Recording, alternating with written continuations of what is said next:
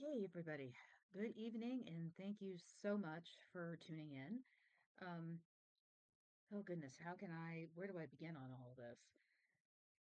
So, the last couple of days, I have posted or I've done lives and I have gone over information that I have received from sources. Now, let me say this. When I say something, it's either because I have verifiable proof of what I'm saying, or it's something that it's my theory, and I've made that clear before. And some of the things that I have said has been pretty inflammatory, and that has upset quite a few people. And I understand that because not everybody wants to be talked about, so I get that. And because I put myself in the limelight like this, and this is not really the limelight, but I put myself out there publicly like this, people take shots at me, and it is what it is. So let's start with a few things.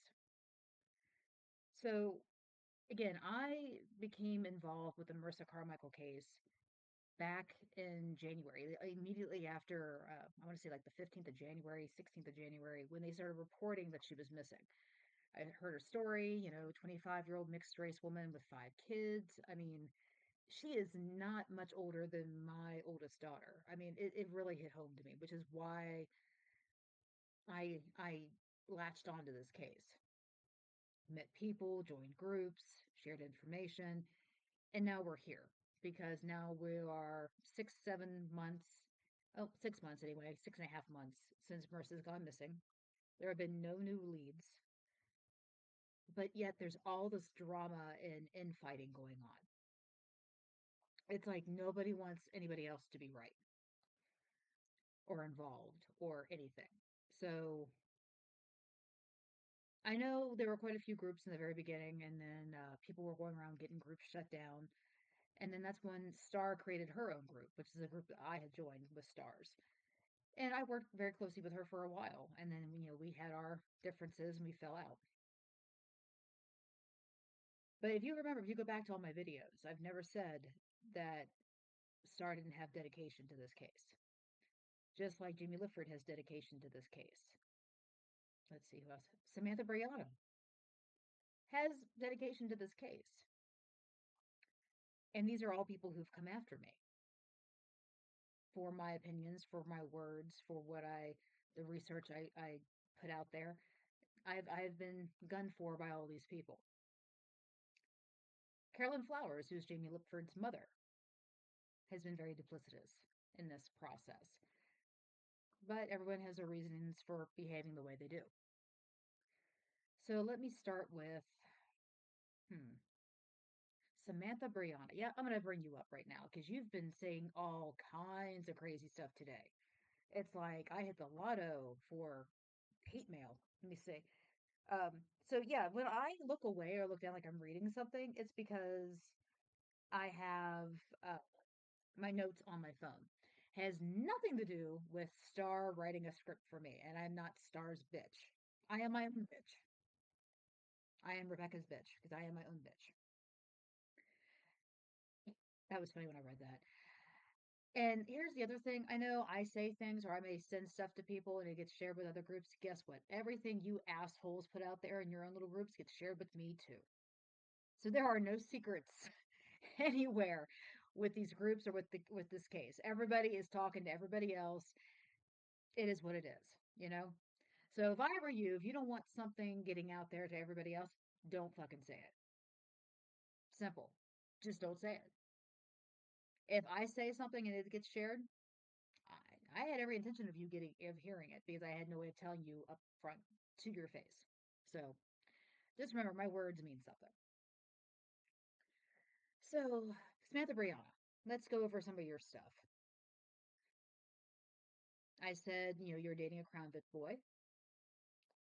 From what I understand, that is the case. That's what the information I was given, that he is a Crown Vic boy. And he is also driving a white Crown Vic. So now you did not deny that the picture I put in the video was him. It was your boyfriend. So you haven't denied that. You're saying it is him. So we at least know that you two are together. Whether he's a Crown Vic boy and drives a white Crown Vic, I'm waiting on complete confirmation of that. And the fact that he, it's rumored that he threw the 2 to 6. We never did find out exactly who actually threw that party. It seems like everyone's been keeping that under wraps. So it's possible he threw that party. It's possible Santa Claus threw the damn party. But the point is, the name we have, or the person we are now looking at is your man. And then your crazy ass wants to start blowing up my phone at 1:30 in the morning because you saw the video I did 2 days ago because I was talking about him and you and every damn thing else. So here's my thing. You're the one who contacted me about Jay Daniels. You're the one talking a mess about Jay Daniels. You're the one who questioned me about what kind of car I drove to see if I was at that search in Trinity. And you're the one taking pictures of Jay Daniels' car from behind saying, "Hey, I'm watching you." What is that all about? That is not normal behavior. It's just not. Infiltrating groups and giving information to other people is not normal behavior either. So, Samantha, I don't know what your deal is. I don't know why you dislike me so much. Is it because I'm talking about things you don't like? Is it because I'm talking about the reality of a situation? And yes, thank you so much. And the comment I just got, none of them seem to understand everyone is entitled to their own opinion. And that is actually the case. This is what happens when you live in the United States. You have your right to your own opinion. Every time I've said I think smoke is involved in Marissa's disappearance, this is not saying it's fact. This is my opinion. Based on the research I have done and everything I have looked at, this is where my mind, my thoughts go. And furthermore, again, Samantha Brianna, you brought in AJ Always Something, one of the biggest frauds on the planet, who has been is right now on trial for identity theft. So I mean, it is what it is. You brought the woman on. I don't know if she's helping, if she's hurting. That I don't know. But here's the thing I don't understand. You are doing a scavenger hunt for Marissa. I know it's a big search, but you're like, hey, buy a raffle ticket. If you find something, you could win money. What on earth? When did this missing case become a freaking game show? That's what I would like to know. When did this become a game show? I mean, I have never ever seen a flyer like that ever, where someone's missing, you invite people to a search, and you say, "Hey, if you find them, you can win $100." Hmm. I would love to know why there's never been a reward for information about Marissa's whereabouts. Is it something? Yeah, I know Crime Stoppers put stuff like that up. Why has that not been put out there? Why has that not been done? That's a good question I have. Instead of having a scavenger hunt, why aren't we asking those questions? Why aren't we putting more pressure on the police to come up with more answers? Why has that not been a protest at the police station, at Police Plaza downtown? Why has that not happened? Why has no one picketed the mayor's office to put heat on her, to put heat on the police to get some answers? Why has that not happened? Why has no one gone to Raleigh and gone and harassed Governor Cooper as to why there's no oversight here? That's what I want to know. These are the things I have questions about. Not the speculation that I personally am a crack whore, apparently, and I get my crack from this guy, Shawnee Leely, who's one of the suspects in this case, and Star works for him too. So why would I date Shawnee Leely and buy crack from him? Because if I'm dating him, I should be getting that stuff for free. Just saying. But hi Evan, thank you for joining. So let me give you a brief. He's asking for a brief synopsis of the case for the newbies. Okay. So here's the rundown. I'm going to do it very quickly, and you can always message me later and ask questions if you have questions. So on January 14th, 2024, Marissa Carmichael was last seen getting into the car at the Exxon gas station in downtown Greensboro. Earlier in the day, on the 13th, she left with her friend Naja and another friend and slash cousin Tasha, who drove them into Greensboro to basically go party, to go hang out. Um, we have varying details of what happened, in the process and what order. She did apparently go to this guy named Modala's house, who is a promoter. that also seems to run like kind of like mobile strip club kind of thing. And she worked with him and she was friends with him. So supposedly she went to his house with her friend Naja and they had sex and Naja left, went to her boyfriend's house, and then she and Mo ended up at a pool hall, which then translated to them going over to the Sofa Bar, 117 Sofa Bar and Lounge. There, she stayed till closed. She left with a guy named Jersey Moneybag, and they were supposed to go to a 2 to 6 slash after hours party not far from the club. Now, we never did find out if she ever actually physically went into the Airbnb. We do not know. But we do have people say that she was there outside and she was in the car with Jersey fooling around with him. At some point, she and Jersey get into an altercation. He drives her to the Exxon, which is also not very far away, and drops her off and runs off with her phone and throws her purse out of the car. She calls 911 to say, hey, I don't know where I'm at. I'm lost. My phone's gone. Blah, blah, blah, blah. I need help. And cops take about 45 minutes to get there. But before they even had a chance to really get there, this guy named Shawnee Lely pops up. She knows him, and he offers her a ride. So that is the last person she's actually physically seen with is him. But the police don't think he's the suspect. They've been naming him a witness. So that's been back and forth, back and forth. Now, if you take Sean's actual phone number and put it in Google, it comes up with escort ads. So does he have means to get rid of Marissa and method and motive? Possibly.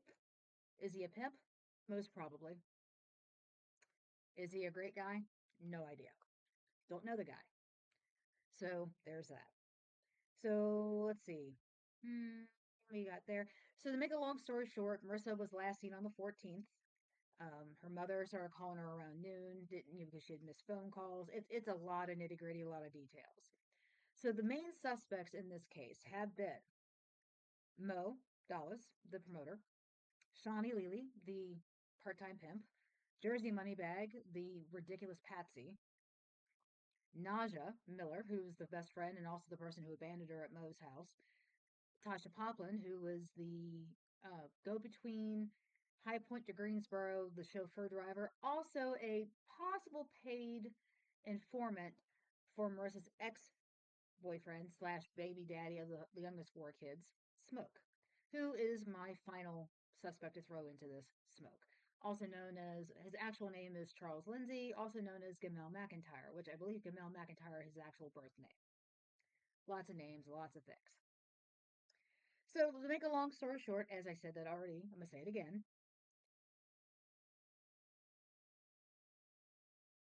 Right. Okay. So a comment that just came through was the whole night into the early morning that she went missing is very odd. It's like there's just a bunch of puzzle pieces. Oh, you're fine, Evan. No problem. I actually usually have to do a rundown of by every other episode because somebody comes in and wants me to start from the beginning because this whole thing has been ridiculous from day one. And just listen, you'll hear more as to why. So, yeah, to comment on the puzzle pieces, that is a good question because she went missing. She's in Sean Lely's car. She's using his phone to call people. And she's calling people like she got in the car with him around like 4 in the morning. She's calling people at 5:30 and 6. But no one really notices she's gone till about noon. So what happened in those 6 hours? The other thing is she was dropped off at the Cumberland Courts apartments, which is directly across the street from the Exxon gas station where she was picked up. Why would she need to be driven across the street? You can just walk it. I've been there. It's right there. So, and then there's a thing about her phone pinging in different places. Um, Phone's never been found. And then I just found out that apparently a phone has been found, that Sarah had the phone. And Marissa had like 3 or 4 phones. I don't know. Like I said, we're hearing different stuff all the time. Let's see. But yeah, back to Samantha Brianna. So you were very upset with me. You made a comment about how if I made the joke about the Nigerians, I might get canceled, and you said she wishes she could get canceled. That would be the worst thing she would be worried about. So apparently you're out to get me. So take a number on that one. Because and Big Walt, dude, I saw your comments, man. You don't know me. But we can have a chat, okay? Because I'm actually a pretty cool person. Pretty fair. Because I call things like it is. And I call bullshit when I see it. And I'm going to say this. And for those of you in the back who can't fucking hear me, I'm going to say this. This whole case is nothing but bullshit. Bullshit. Yeah, I said it. Bullshit. Yes. And I know I shouldn't be swearing like this, and I normally do not do that, but I am just so over this whole thing. Okay? Because you've got people being denigrated, and the ones that are getting pissed off about it, that are being denigrated, there's actual evidence supporting what the hell I'm saying. I find it interesting that everyone's like, oh, now she's going for Emma. But no one's talking about the pedophile boyfriend that she is impregnated her. Please make that make sense. Please. Not only is he a pedophile and his victim was 8 years old, but he is almost twice Emma's age. She just turned 18. He is 35. And I was told that he's been messing around with her for the last 2 or 3 years. So he was messing with her when she was a minor. Why does anyone not want to talk about that? Come on.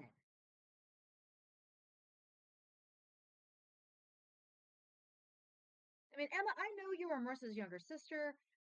I don't know you, my dear. I've had some of your friends like harass the hell out of me, and on here and Messenger and whatnot, and that's fine. Everyone wants to defend their buddy. That's cool. But here's my thing, dear. You are involved with a person that is not someone that's ever going to be able to get away from this pedophilial feelings he has, okay? He's not around to be allowed to be around any children whatsoever. But yet you're going to have a child with this man that legally cannot be around his own kid. Think about that. Thank you again. And the next comment that just came in is I don't understand why they are after you. You're keeping Marissa's name out there. That's all that matters. In the grand scheme of things, yes, that is all that what matters. But apparently everybody wants to have raffles and scavenger hunts for a missing person. Here's my thing. She just needs to be found. People want to come at me about talking about Marissa's past, and I'm sorry, everyone. The past is pertinent. It really is. She led a kind of high risk lifestyle, dating multiple men, sleeping around, dealing with Smoke with his charges of domestic violence, drugs, and animal cruelty. Come on, think about this. There's always been that rumor that she was involved with Jonathan White's death because they were dating, and that was also Smoke's best friend. And then she got with Smoke, and then Jonathan did something to her, and then next thing a few hours later, he's dead. Come on, there's a lot going on with Marissa's life that people don't want to admit to. And you have to consider all of it. You really do. You have to consider all of it. Because you never know when something from your past is going to come back and bite you in the ass. That is the honest to God truth. Marissa never sold anything but food. My ass. Okay? I'm sorry, Sarah, you're so full of it. I mean, you have no credibility whatsoever, in my opinion. And you've got your relatives and you've got your friends that are all about supporting you and stuff. Yay. But here's the thing you have no credibility. None. Why is it every person, I shouldn't say every person, just about every person Marissa associated with and grew up with has been in the sex work trade? Why? These are girls she grew up with. These are girls she was best friends with. There are pictures of Marissa at a hotel around 12 or 13 years old. Why is she hanging out in a hotel at 12 or 13 years old? I mean, forget the fact that she had a kid at like 15. Where did she learn that behavior? And then furthermore, I find out that there is a 50-50 shot that Smoke might get those kids back, including the oldest one. Really? I don't know how that's even possible. And that's something people should all protest that stuff because I don't see how that guy with his criminal history and behavior, and we're not talking like he had some domestic violence like 20 years ago. We're talking about the fact he and Mercer just got into it a year ago, and that was ongoing. So, you know, so many things there, so many freaking things. And Carolyn, I'm sorry. I know you had just told me that you went off on Sarah and told her to go to hell and whatnot, but yet now you're back helping her out, whatever. That's your business. But you and Jamie, I was actually legitimately, wanting to help you guys get your foundation, like legit. And then you go and pull this shit, talking shit about me. That's fine. We're never going to see eye to eye on things. And that's okay because everybody has an opinion. I have one. I'm sure you have one. But I am sick and tired of people starting crap about me, saying that I'm a crackhead. What? Really? Do I look like a crackhead? Seriously, I have all my teeth. I'm not a crackhead, you know? And I bathe. So I'm definitely not a crackhead. Oh.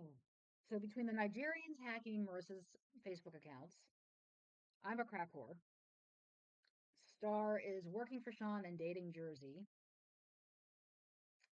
Smoke's a good guy. Yeah, that's a big one. Hmm. Let's see what else. Oh, Peter Van. Yeah, I've seen hey Shannon, how you doing? Um, Peter Van. Now that's an interesting character because he started talking some smack to me not too long ago. And I had a blocking because I just don't have time for that nonsense. But what's interesting is he is someone that's been accused of sexual harassment of multiple women, and he is now staying at Sarah's house. And now we know who's been coaching Sarah on her little talks when she's, been live.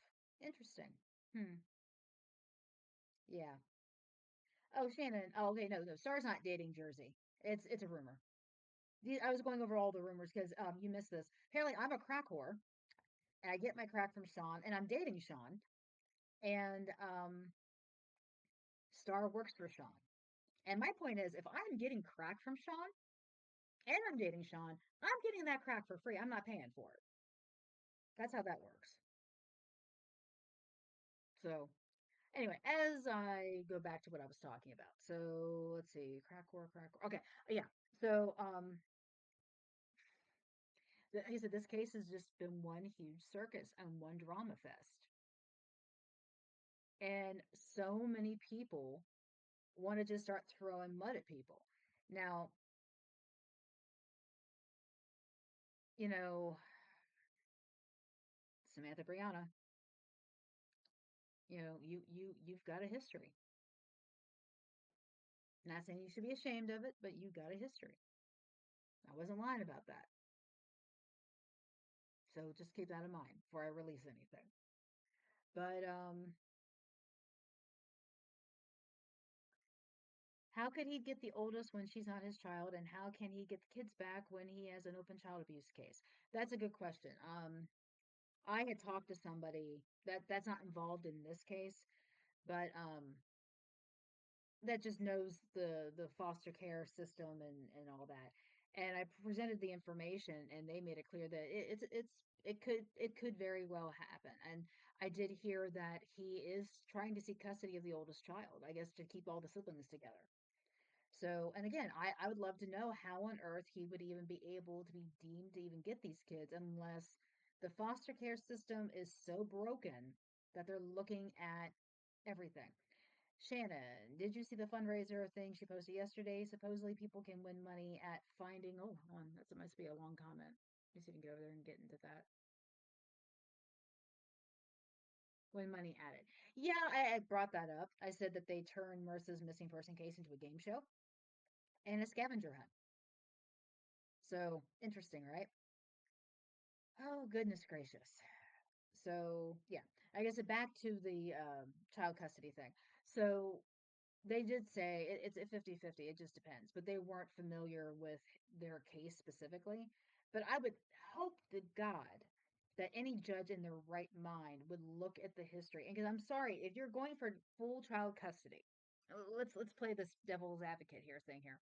If you're going for full child custody and the mother of your children is missing under mysterious circumstances, and you personally have a history of domestic violence with the mother of your children. Actually, I take that back. One of the mothers of your children, because you have like 10 kids between like five women. Um, okay, so You have domestic violence cases again with the woman that you have children with, and you have drug charges, especially with dealing, and animal abuse charges, and you have an open child abuse case against you. I would think they were like, "Ah, I applaud you for applying and I applaud you for trying, but pass." I think that's what's going to happen there. That's what I'd like to happen anyway. But I have heard from a couple different people that they have put eyes on the children with the foster parents and that they seem to be thriving and doing well. And that's good to hear. I'm glad to hear that because at the end of the day, really, truly at the end of the day, those kids are what matter the most out of all of this. They really do. Because, I mean, yes, it's their mother that's missing and, she needs to be found. But, and however, at the end of the day, it's all about what matters for these kids. So I would like Marissa to be found. I would like closure for this family, whether she be found alive or unalive. I would like her to be found. Again, I'm going to restate my opinion. Okay, remember this. I'm not saying it's fact. I'm stating my opinion based on the information that I have perused. She, in my opinion, is most likely no longer alive. That is my opinion. I hate to say that. I don't want to give anybody false hope or come across as a negative person, but and however, I do not believe she is alive. I do believe that Sarah is culpable in some of this stuff. I think she knows more than what's going on. I think Naja knows exactly what happened, and so does Tasha, in my opinion, just based on how she's behaving. And I've talked to Detective Denny here recently because of all the harassment I have gotten. People telling me I need to be where my husband is, which he's dead, and you all know that. I need to be where Marissa is, which means they think because I know my husband's dead. I'm assuming they're saying that she's dead too, which I would love to know why they're saying that. I've been called donkey face. I've been called schizophrenic. I've been called unhinged. My kids have received messages from you guys, or not you guys, but from people on here telling them that if I go missing, don't bother to file a report because I had it coming. I brought it on myself. So it's a lot when you get things like that, especially in the amount that I've gotten it. It does make one wonder: is this even worth doing? And I've done some soul searching, and I have thought about this, and yeah, it's worth doing because at the end of the day, her name needs to be out there, and you may not like what I have to say about it, but I'm going to keep doing it. So, Samantha, if you want to keep talking smack, go ahead, dear. I'm here. And those of you who've commented in that chain calling me a joke and crazy, that's fine. That's your opinion. You have a right to it. But don't threaten me. Don't say you're going to come to my house and beat me up or whatever. Don't even do that crap because it's not worth it. Don't do it.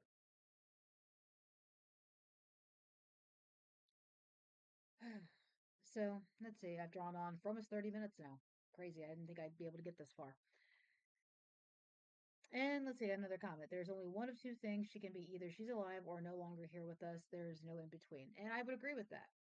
I know Sarah, Marissa's family is hell bent on the human trafficking angle. And again, it's their opinion.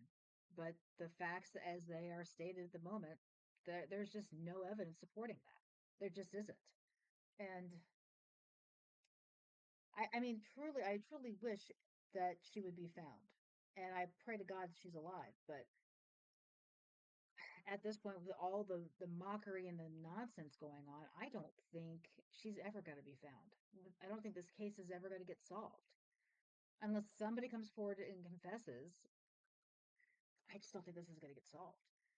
Too much time has passed, and too many people have been involved, and there's just too many nefarious people involved. Mo and Sean and Jersey and Tasha. I mean, all these people are involved in sex trafficking, drugs. It's crazy. All of it's crazy. And if they didn't do it to her, then they know what happened to her. It's one or the other. I mean, that's the thing. That night that she went out partying, there are no photos, there are no videos from that event. Why? What is it that you're hiding? What is it you're afraid that we're going to see? What is it you're afraid of we're going to unfold by talking about this case? You know, Sarah's actually said to a person that tells me things that I'm just done. I wish they would just drop this. Really? It's possible people are lying to me, giving me false information, and that's very possible. Which is why I try to confirm things with at least two people before I say anything about it. Some of the stuff I can't. But the pedophile boyfriend of Emma, I confirmed that. I got, you saw his picture, you saw his mugshot, you saw his record. And I had two independent people say, yep, that's him. He's been there, he's been hanging around there for years. Crazy how that all works. Crazy how Sarah thinks he is a suitable person to be with her daughter. Crazy how she thinks Smoke is this upstanding guy, even though she was a witness on behalf of her daughter for the domestic violence case where he beat the hell out of her, hit her in the back of the head with a blunt object. Great guy. Yeah, I want him around my kids. Send him my way. And that's the other thing, Sarah. I don't understand how on earth you let Marissa date a guy that was almost twice her age. He is your age. He's 42, you're 41. You should have been dating him, not your daughter.